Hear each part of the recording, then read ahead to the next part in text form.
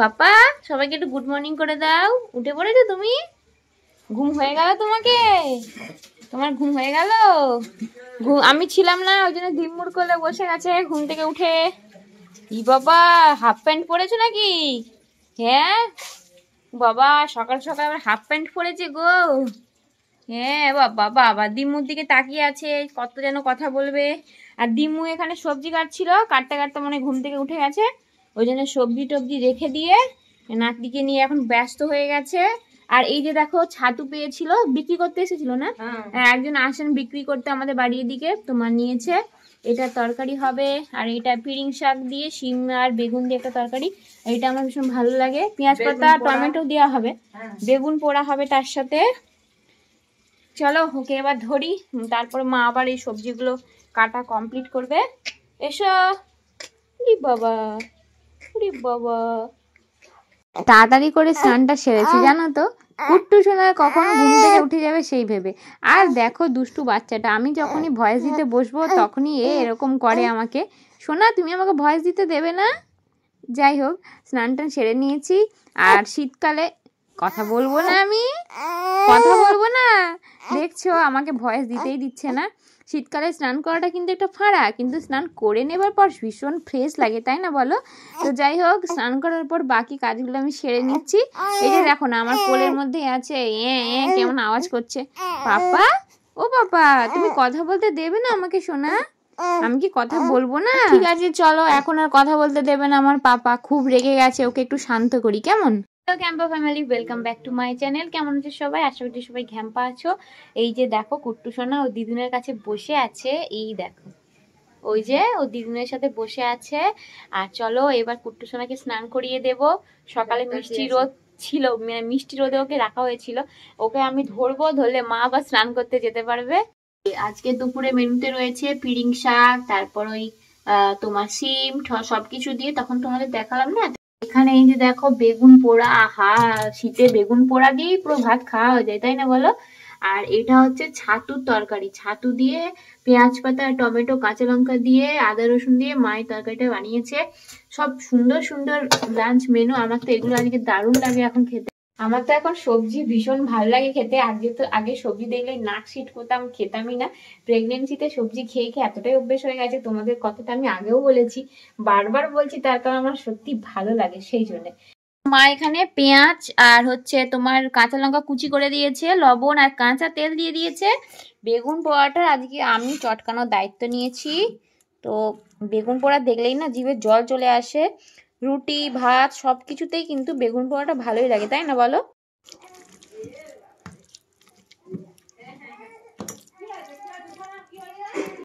বেগুন পোড়া মাখা কমপ্লিট হয়ে গেছে।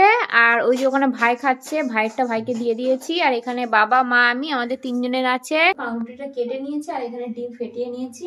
আজকে বিকেলের টিফিনে ডিম টোস্ট বানাবো।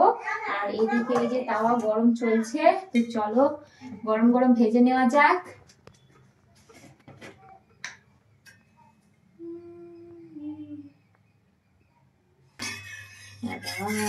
তেলটা মনে হচ্ছে বেশি দিয়ে ফেলেছি।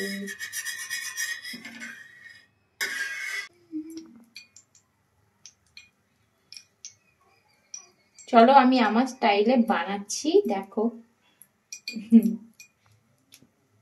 অনেকে অনেক রকম ভাবে বানায়, তো আমি যেইভাবে বানাচ্ছি সেটাই তোমাদের সাথে শেয়ার করছি।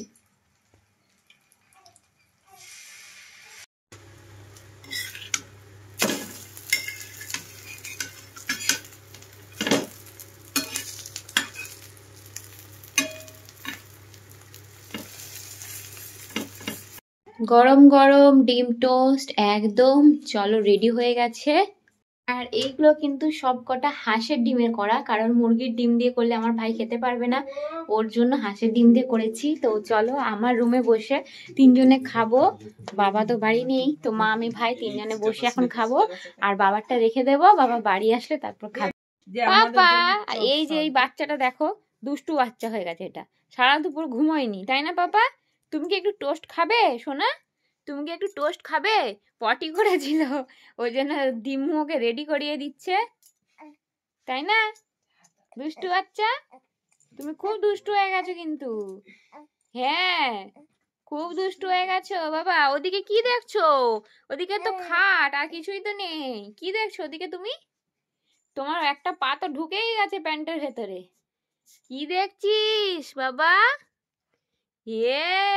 তুই কি দেখছিস? দেখ কেমন করে শুয়ে আছে, কি যে দেখছে ভগবান জানে। ওখানে কে আছে? একটা হাত দে ভাই, দেখ একটা হাত একটা পা কি অবস্থা। মা, তোর একটা হাত একটা পা তো একদম জামার মধ্যে চলে গেছে। বাবা, তুই খাবি কিভাবে? ডান হাতটাই তো জামার ভেতর ঢুকে গেছে রে। কি অবস্থা। মা, আমার ছেলে ঘুমোচ্ছিল, চমকে গেছে মা। আহা গো। দেখো মনের দুঃখে রেগে রেগে আবার ঘুমিয়ে পড়েছে। রাত্রে ভাত হচ্ছে আর এদিকে দুধ গরম হচ্ছে। বাবা এনেছে মাটন, তো সেই জন্য দেখো মা এখানে পেঁয়াজ, কাঁচা লঙ্কা, টমেটো কেটে রেখেছে। সাথে হবে একটু বেগুন ভাজা, আর তার সাথে আলু তো অবশ্যই ঝোলের সাথে থাকবেই, তাই না? আর মাটনটা মা ফ্রিজ থেকে বার করে এই ঠান্ডাটা মানে পুরো বরফ হয়ে গেছিলো, ওটা ছাড়াতে দিয়েছে জল দিয়ে। আর আমার কুট্টু এখানে শুয়ে শুয়ে খেলা করছে, দেখতে পাচ্ছ? হাত পা ছুঁড়ে ছুঁড়ে খেলা করছে। আজকে সারাদিন ওর যে কি হয়েছিল কে জানে, একটু ঘুমোয়নি সারাদিন, জানো তো। একটু বেগুন ছিল, তো সেই জন্য বাবা বলল ওই বেগুনটা ভেজে নেওয়া হোক। তো সেই জন্য বাবার কথা মতো বেগুন ভাজা এখানে বসানো হয়ে গেছে। বেগুন ভাজা এখানে হচ্ছে, আর ওদিকে তো ভাতটা হয়েই গেছে।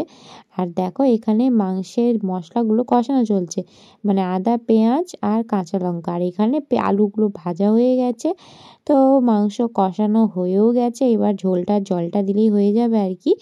আর কুট্টুর ঠাম্মি এসেছিল কুট্টুর সাথে দেখা করতে, সাথে কুট্টুর জন্যে আর কুট্টুর দাদা মানে গোপু সোনার জন্য গিফট নিয়ে। ঝোল একদম রেডি। ঝোলটা না একেবারে তেল মশলা ছাড়া, মানে একদমই রিচ ছাড়া খাবার যেটাকে বলে, অল্প সামান্য তেল দিয়ে বানানো হয়েছিল।